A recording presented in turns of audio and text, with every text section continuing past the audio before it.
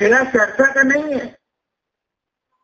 महादेव ने थोड़ी कहा कि चर्चा करो जाके, कहाँ लिखा हुआ? महादेव ने कभी नहीं कहा। उन्होंने तो मुझसे कहा था 1986 में, तुम जो करते हो करने को कहो। होशियार आदमी है, पहले पूछ लिया कि तुम क्या करते हो। हम दारू पीते रहते तो कहते आप पुट्टा पीते तो पहले महादेव पूछ लिया क्या करते हो। आवाज थी, मैं उसको महादेव कह देता हूँ। कहानी तो झूठी सच्ची होती है।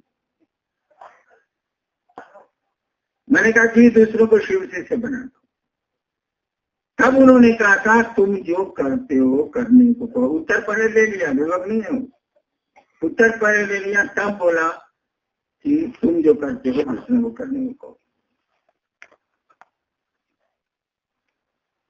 तो शिव ने कहा शिव से बनाना। अभी शिव से हम लोग बनाए कहाँ है?